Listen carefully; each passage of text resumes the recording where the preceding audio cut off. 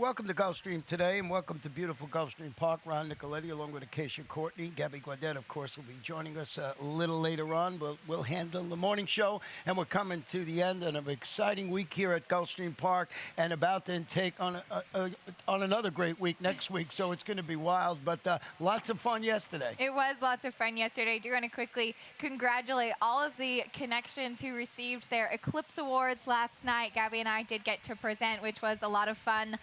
And of course, congratulations to the connections of this year's Horse of the Year, California Chrome. As Ron said, we're getting ready for another big week. California Chrome will be here to run in the Pegasus World Cup next Saturday. We're under a week away, Ron, but as you said, we also had Sunshine Millions yesterday afternoon, which was a lot of fun, and we do want to show you a couple of those stretch runs.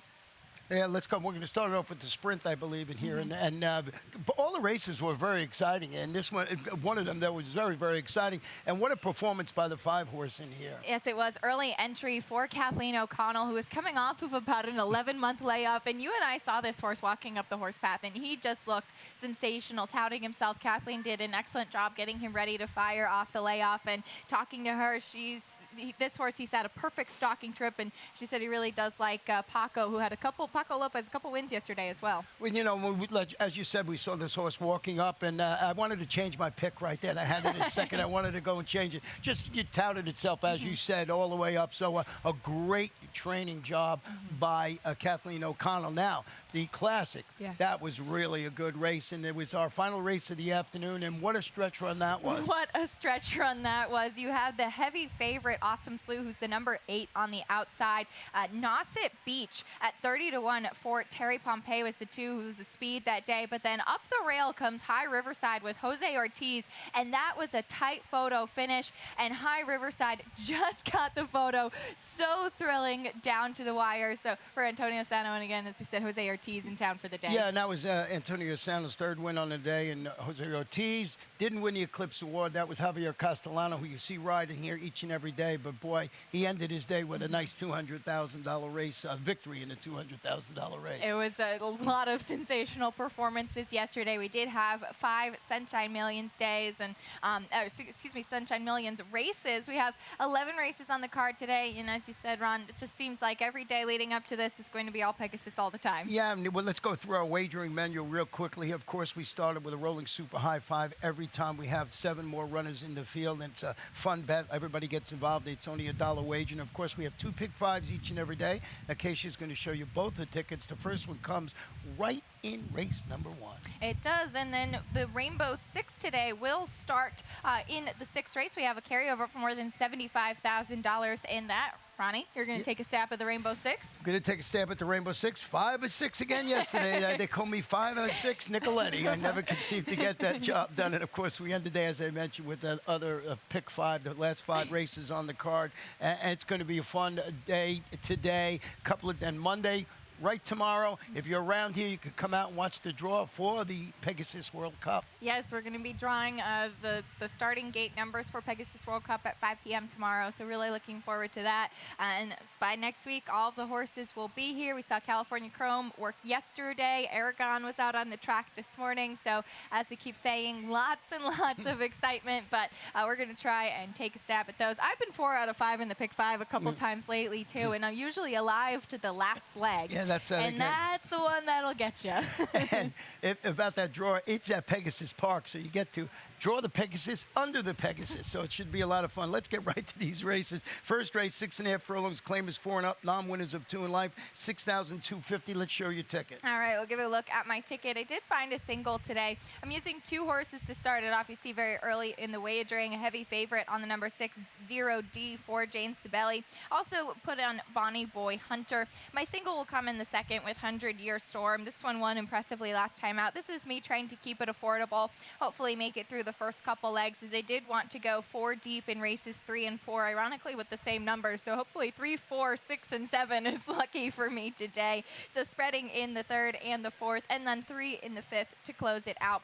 $48. So I guess we'll start with the 6 Dero D's, drop it to this 6,250 level on the dirt, made a middle move, faded behind a pair of next out winners. It was a 16-2 lifetime claimer that was going 7.5 on the turf. Jane Sibeli does a good job with horses going from turf to dirt. She does, and we'll show a stat on exactly that. Jane Sibeli in the past 5 years going from turf to dirt, second after the claim. Now, it's not the biggest sample size, but she has had quite a bit of success with it. It's only done it 9 times, but she's won a third of the time, and 2/3 of the time has been in the money. It is just a $1.51 ROI, but what I like tactically about this horse is that he has shown some speed when running on the dirt, and 2 starts back on his dirt race, he was going a mile, so he cuts back to sprinting, where he did seem to have success. He did win in special weight company when he was with Ralph Nix, so that is what I like about this one with that surface switch. Yeah, you know, my horse that I had in second in this race was Nacho Giant, the 7, so he was scratched out of the first race. If you're looking at the board, you'll see that.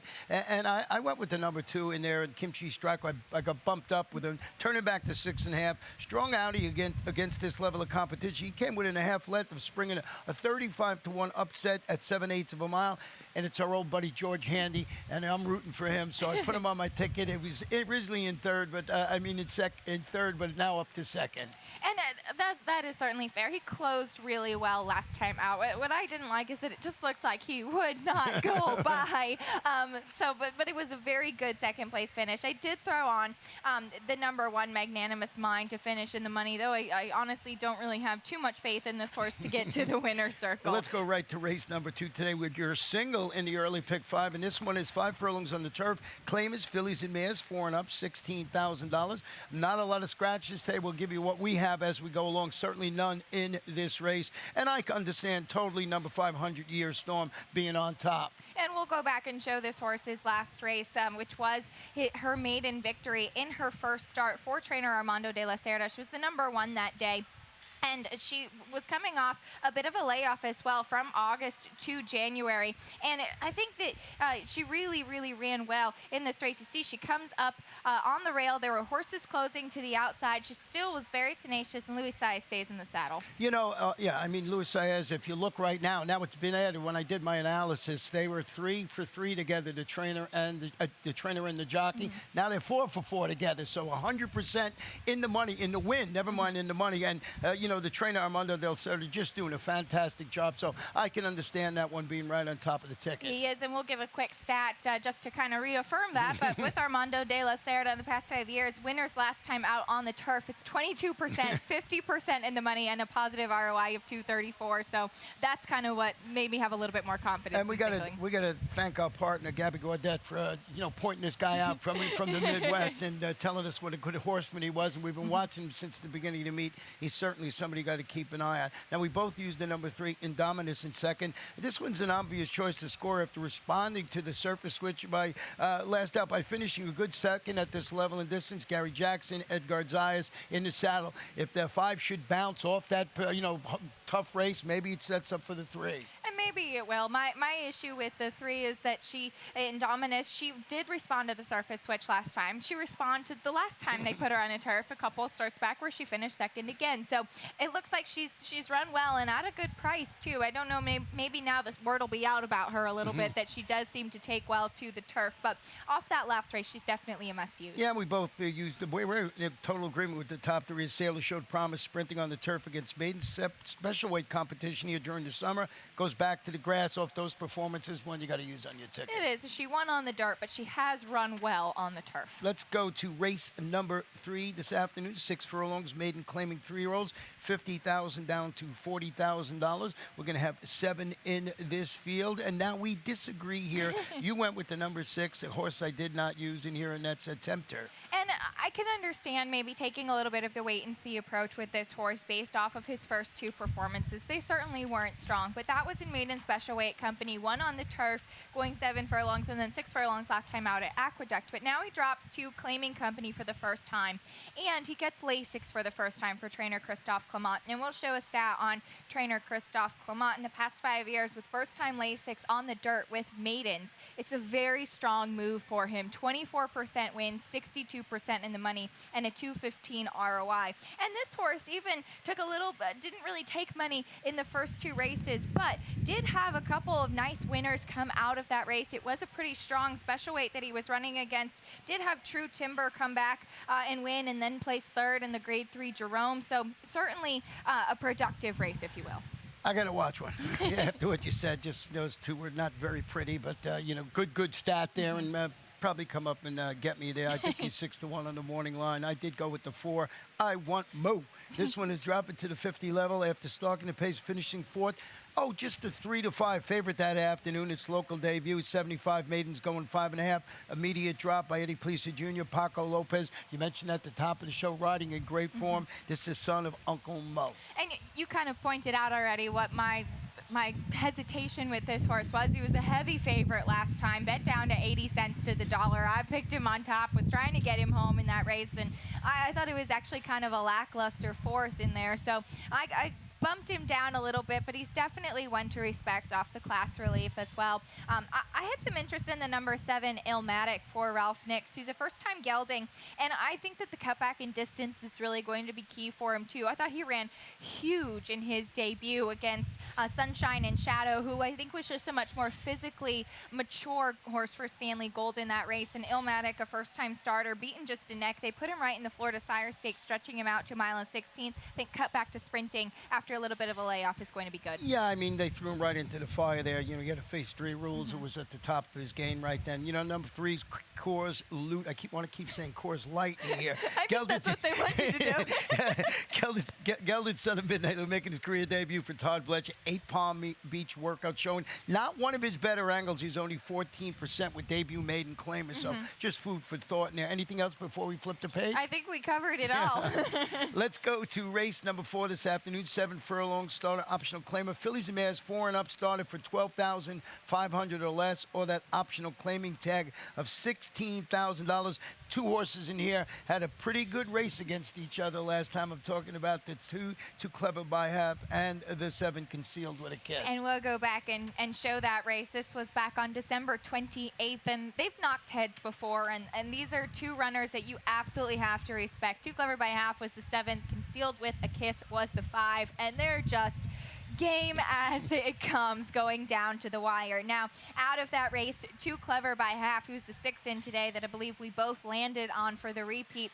She is the one that got the win that day, a 9-year-old mare who she tried the glass slipper a couple starts back and didn't really fire in there, but she does have some early speed, and so does Concealed with a Kiss. But I think that Concealed with a Kiss is perhaps a little bit more versatile. And the only other main speed in here I thought was going to be Skippy Is Back, who is taking a big step up in class, and I don't think is anywhere near as good as these hard-knocking mares you have. And, the old Dennis Anger, they look for a horse that, if you go back on this, the horse's performance, is shown in the past that I'm talking about Too Clever by Half, they could string back-to-back victories. So, saying, oh, maybe it'll bounce off that. It's proven that it will.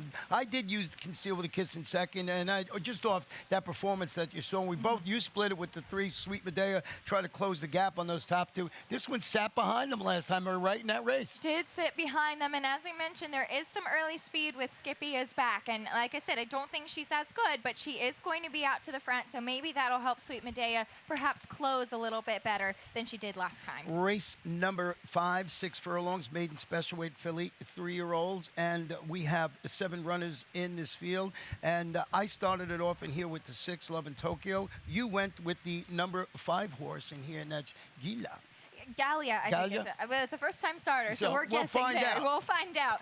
But that's what I'm guessing for trainer Todd Pletcher. And it's kind of like it was in this field, and I wasn't completely enamored with some of the other horses that did have experience, and I did go with a first-time starter. You mentioned earlier that first-time starters in maiden claiming is not Todd Pletcher's strongest move, but first-time starters in maiden special weight certainly is a strong move for him. This one, she does have kind of this thing that we've been going back and forth about. She has quite an extensive work tab at Palm Beach Downs before her debut here, but she's a $600,000 purchase. She's by Medaglia d'Oro. The dam was a graded stakes winner, and so obviously beautifully bred. John Velasquez in the saddle, and I do wonder, she does kind of have a bit of turf pedigree, but she's debuting on the dirt, and it looks like she might find a manageable field. I backed off because of the 12 workouts. I just think that, I want to watch one first because if you notice Todd Pletcher's horses, the ones that run the best have those 6, 7, 8 workouts. The ones that run 12 run good too. I'm not,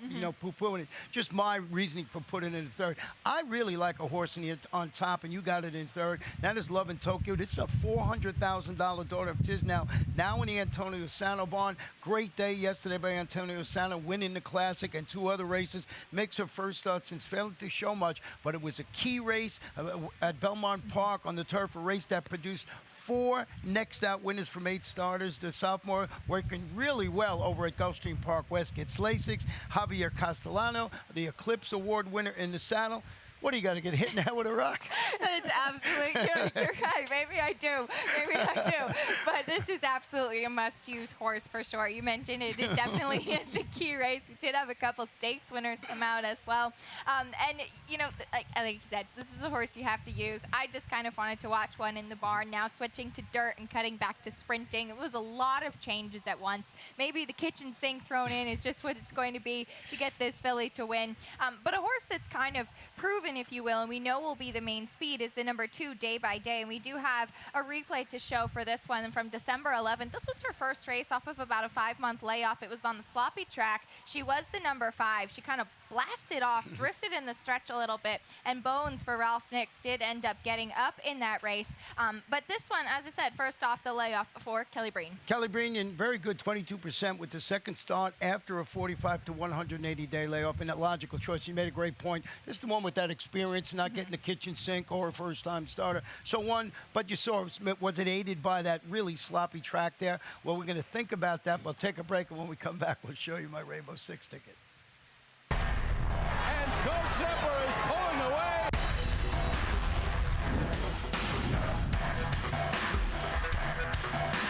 Gulfstream blows them away with an eye-opening performance. Osama again has won. Gulfstream kicking clear.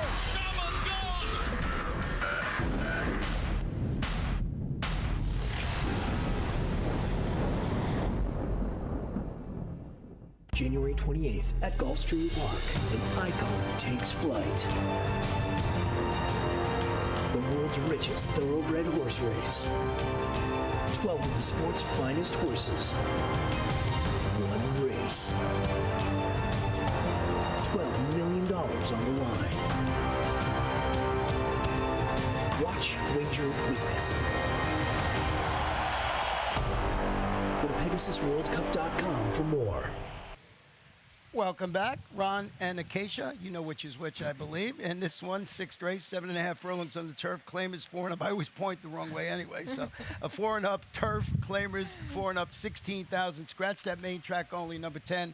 Dunkirk's Boy, and I'm going to show you my Rainbow Six ticket today. And it's sort of all over the place, but couldn't find that single which I like to do. 2, 2, 2, 3, 2, and then the last race I went 4 deep. So we'll see how this thing plays out this afternoon. I found this to be, I think there's a couple of horses in every race that, you sort of have to have on your ticket and then try and get cute with another one. Not 43.20? No, 38.40 today.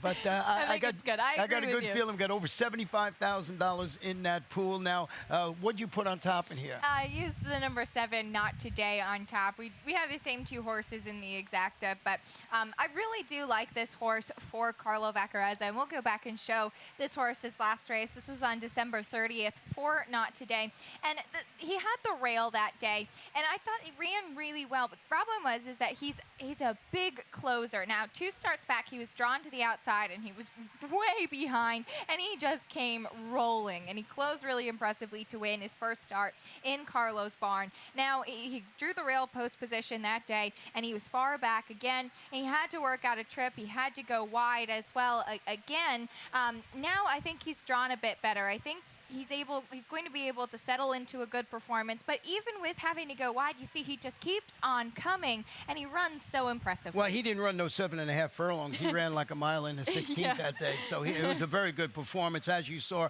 coming to the stretch 6 wide. And not today. Today is probably its day in there. But I had to go with Sinatra, and I don't have to tell you why, everybody out there. Sinatra to number 2. This one moved to the George Navarro barn after the claim, wheels back at the same level and distance after encountering some traffic in that race and finishing 6th last time out. Navarro, he's good with first off the claims, always batting around 23, 24, 25%. Jose Lezcano in the irons today. I think he's going to improve this afternoon. Not today's certainly the one to beat, but I'm going to try and do with Sinatra. We got our exacta flip-flop. And the horse I put in 3rd, Starship Frontier, turning back slightly. I think he's better than his last race might indicate. He can definitely get brave if he's left alone on the front end. So that's my speed play in here. I can agree with you that he's going to be the speed. I just thought that there was a bit other speed in here. I do think that bit growth from the rail now in the barn of George Navarro as well will be speed. Your friend Weeza Gone Gray, who you got home a couple times this summer at a huge price of more than 100-1, we know Weeza Gone Gray has to go to the front. And I think it's going to set up for somebody like Sinatra or not today, but maybe somebody with speed like Starship Frontier could hold on for a piece. A great point, because Weeza Gone Gray is going. So he's gone. Let's go to race number 7 this afternoon, and this one is 5.5 furlongs, and these are maiden claim as 3-year-olds, $12,500. No scratches or jockey changes. You got your late pick 5 ticket here. Curious to see how you put it together. All right, we'll give a look at my ticket. I did spread in this first race. This is 12-5 maiden claiming that I just could not figure out, and I went back and forth. I nearly put a 20-1 shot right on top, and I really do think he's got a big shot in here with big twists, but protectively used a few others in there, so 4 deep, and then using 2 in the next 4 legs to kind of try and keep it affordable. $32 for me. Yeah, this race, all these 12-5s with big fields, I mean, it's just really hard to figure exactly who's going to win it, and the best thing to do is, if you can afford it, is to spread in those races. With that said, you went with a horse I did not use on my ticket, and that's the 2 Embers from the Mike Yates barn. I did, and we'll show a stat for what it's worth on trainer Michael Yates in the past 5 years with first-time starters in maiden claiming. Now, it is just 5 for 47, 11% win, 30% in the money, but it is a positive ROI, and that's like one of the only positive ROIs I could really find in this race, and I just could not put Adagio on top. Well, my thought was that Adagio may have finally found a spot where he can get What about the last 3 times? Well, this is the one today. 11 races, 7 seconds and 2/3, no wins. I mean, just might get out of second this gear, but that's why I went deeper. And I think the right horse might be here, and I would like him a little bit more if he wasn't posted outside. Is the 10 Mike's Muscles Man? He's shortening up to 5.5. He's breaking from the outside, as I mentioned, post 10. He dueled with Adagio, finished 3rd, a half length behind him. Their recent clash at 3/4 of a mile. If this horse was in a little further, he would be right on top of my ticket. I had to use him on my, Rainbow Six ticket, but that was my theory. So I'm keen off Adagio probably finishing 2nd, and maybe Mike's Muscle Man getting the job. Maybe you will get Mike's Muscle Man. He does have speed, but I thought he had no excuses his last 2 races, too. And he's another one that I put on top before and just can't anymore. But the horse that I'm really intrigued by is the number 6 Big Twist, who is 20-1 in the morning line. I almost put him right on top. And actually looking at our tip sheet with all our selections, I think Gabby even had some interest in this horse as well. But this one, in his debut, he did make up ground along the rail. Smokey, the winner of that race, was out in the front at Gulfstream Park West, and it's very hard to make up ground over that track, and yet he did. Then in his next race, he stretched out to a mile. I don't think he really wanted any part of that. He was also bumped and pushed back and stuck along the rail, too. He had a troubled trip. Now he attracts the likes of Louis Sias in the saddle. He's going to be a great price. I really have a feeling that this might be the horse. And that's probably the way to go in one of these types of races in here and everything like that. But I'm in the Adagio fan club this afternoon to finally get that win. I'm probably the only one in there, but we'll see how it goes, except for the connections, of course. So let's go to race number 8 this afternoon. 7.5 furlongs on the turf. These are maiden special weight filly 3-year-olds. We do have a scratch in here of Miss Lovely. Not many scratches today. Just one earlier on, and then the AEs are probably going to be out this afternoon. One is already out, as I mentioned, little earlier. So Miss Lovely been declared out of the race. We both have a horse on here, and that's number 9, Run Blondie Run. This is my best bet of the afternoon. Almost singled this horse in the Rainbow Six, but I couldn't leave Abbreviate off, so I Run Blondie Run. Had a bunch of trouble last time. A lot of trouble. We'll go back and show that race as well. And this was from November 9th at Aqueduct. Did actually finish third, but was bumped up to second through disqualification. She was the number 2 that day, as you can see. Now, Jaunt is the horse that ended up winning and was disqualified. Do keep your eyes on the number 2 in here as she's trying to come up to the rail here. She does get cut off and has to steady very sharply there by Jaunt. Jaunt ends up being disqualified, as I mentioned, but this is a monster key race, as you would say, Ron. We had 3 next out winners. Jaunt came back to be third in a maiden special weight here at Gulfstream Park. The second place finisher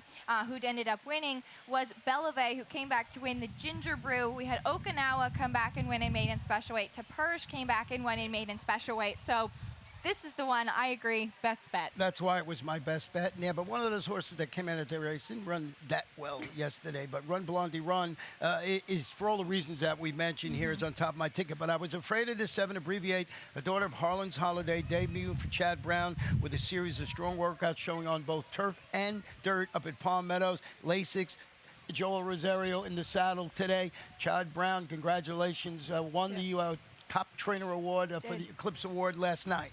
He did this year's Outstanding Trainer, and yes, of course, congratulations. And this horse, as you said, she's been working really sharply on the Palm Meadows turf course in particular. And she's by Harlan's Holiday, the dam was stakes place, and she's half degraded stakes place horse. So Joel Rosario in the saddle, I do think there's a lot to like about this one, and one that you shouldn't leave off your multi-race wagers. You know, in the number 3, Adorable Miss, a full sister to a grade 3 winner called Noble Beauty, debuting for Todd Pletcher.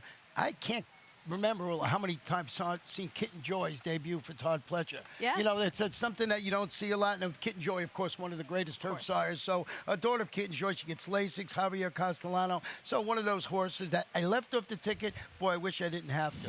Absolutely. If you can go a little bit deeper in this race, this might be it. But I do think with the experience, Run Blondie Run is the one to beat. Without a doubt. That's why, I mean, I should have singled there because I could added more horses in that Adagio race.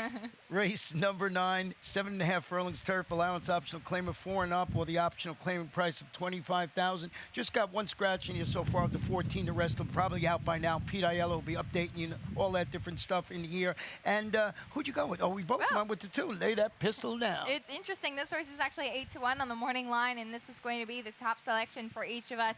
I had a lot of interest in this horse last time out, and that was scoring 1 1/16. I do like that he's cutting back in distance now to the 7.5 furlong. He's a 6-time winner at this distance for sure, and he's got a very versatile running style. I thought that he ran huge a couple starts back in the Claiming Crown Emerald close and only be beaten 3/4 of a length. Yeah, he went up to press the pace last time out. He gave way. He finished 7th, but behind a pair of next out winners was a 25 optional claimer. It's Buff Bradley. You got Corey Lannery. It's a gelded son of More Than Ready. Love More Than Ready's on the turf. Now, we both were talking about the name of this horse yesterday, and we did find out it means fish in French. No, it doesn't.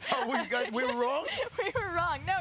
We were wondering if it did, but it's spelled differently. So it does not mean fish in French. I think that's poissant. This is puissant, which does mean great power or influence. And this is an Irish trend for...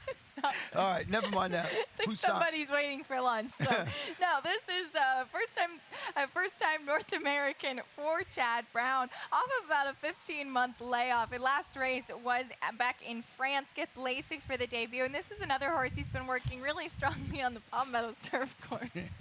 Now we're going to talk about the number 7 horse in here that you have on your ticket, in 3rd, I have in 4th. I had a lot of interest in this horse coming off of a layoff, and we'll give a trainer stat on trainer Mark Cassidy in the past 5 years. After a 180-plus day layoff on the turf, specifically at Gulfstream, this really impressed me. 20% win, 51% in the money, and a 223 ROI. And this horse coming off that layoff for sure, but was running in allowance company and even grade 2, grade 1 races prior to that after an incredibly impressive maiden score. So this horse, he has some back class coming off that layoff. Well, let's go keep with that Marcassi theme for one moment with the 5 grand. Sky was eligible to show more for those connections after returning from the layoff to run a fast, closing 5th, was beaten only 2 lengths at this level in distance. Love the work that Jose Lezcano does on the turf course here. So he's one of the horses that I think maybe can come get a share. So we got dueling Cassies here. What are we going to tell you? The longer price of the uncoupled entry. Maybe that's the way to go.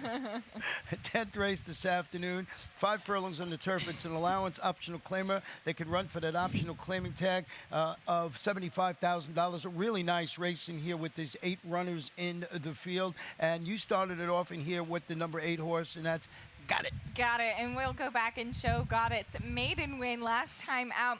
This was in his first start on the turf as well. It's the number 6 that day for trainer Eddie Keneally. Has some speed. Was the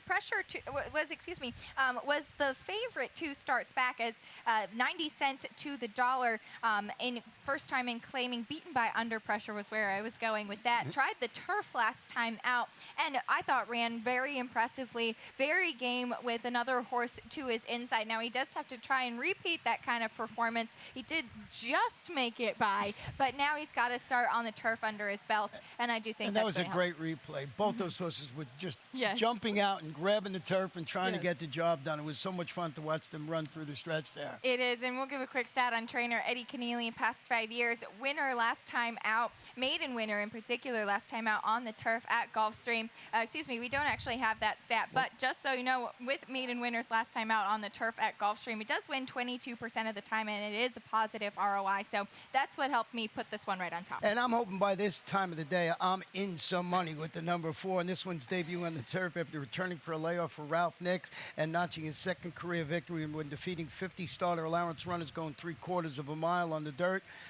The concern, so turf breeding. That is why I took a little bit of the wait-and-see approach with this one. I wasn't convinced there was really enough turf breeding. And after 2 such nice wins on the dirt, I was wondering why they're putting this one on the turf. It is going from starter allowance company to this allowance optional claiming. It wasn't a bad race at all last time out. We did see the 2nd place finisher come back to win. So I had a couple questions about this one, but off those 2 victories, definitely one to respect. Yeah, we both used Apache Braves eligible to show more after returning from a layoff. Track the pace, finished 5th. Was only beaten about 3-4 lengths in that race. 75 optional claimer at this very distance. Our final race on Sunday afternoon will be race 11, and it's 7.5 furlongs on the turf. Maiden special weight, 3-year-olds, and we have a really nice way to end the day in here. We didn't get these scratches yet, but it'll probably most likely going to be that full field of 12 with the also eligibles coming out. And boy, I'm torn in this race with the outside post position. 7.5 furlongs, really hard to win from there, but I was really enamored with this horse and put him on top. I'm talking about the 12, and that is Formula One, a $1.7 million son of Smart Strike, making his sophomore debut, the first start since finishing 6th, but it was a strong maiden special weight race at Saratoga that produced 3 next out winners, including repeat winner called Good Samaritan, who won the grade 2 summer at Woodbine in its next start and got a 92 buyer for its efforts. The big concern, of course, going 7.5, that outside post. Has to deal with the outside post, and I stared at this race for such a long time. And as you mentioned, Good Samaritan won the grade 2 summer, 3rd in the Breeders' Cup Juvenile Turf after that. You did also have Ticonderoga come back to break his maiden and then go on to be grade 3 placed. J.S. Choice was also grade 3 placed in the Pilgrim, so a very strong race, of course. And I thought his performance in that race was okay. He's coming off a layoff now, and this is the first full for the graded stakes place Dam on the synthetic. As you said, a very nicely bred horse. Obviously, they had quite a bit of hope for him with that price tag. We will show a stat on trainer Shug McGahee, though, in 2nd career start on the turf in maiden special weight. It is a 21% win, 51% in the money, and a 223 ROI. We know that Shug does excellent work. This horse just has that outside post. Yeah, but, if you can carve out that nice trip, maybe get it done, and you got one of the best in the world in Johnny Velasquez handling in that. Now, you went with the number 5 in here. Oh, John, this one is the son of Blaine, debuting for trainer Mike Maker. Gets Lasix. Gets Lasix for the debut. And you do see that first-time starters for Mike Maker is not his strongest move, but for what it's worth, with first-time starters in maiden special weight on the turf, here at Gulfstream, he does win 24% of the time and has an ROI of 271. So he does have a lot of success with this particular move. This one is drawn much better. Gets Javier Castellano, as you said, Eclipse Award winner again last time for the 4th consecutive year. A first-time starter for sure, but I did have a bit of interest in this one. And the number 8, who we both have on our ticket, I have in second, Tis My Home. This one is the son of Tis, now beautifully bred, debuting from my buddy Alan Goldberg. Some really sharp morning workouts showing up on the Palm Meadows turf, including that recent 5-furlong bullet work in 59 and 4. You got Paco Lopez in the saddle. We mentioned throughout this show he's riding in good form on both dirt and turf, Paco. So I think this horse has a big shot, and if you go off that morning workout pattern. And the workouts are very impressive. Alan Goldberg is just 1 for 15 with first-time starters at Gulfstream, so that was a bit of a question for me, but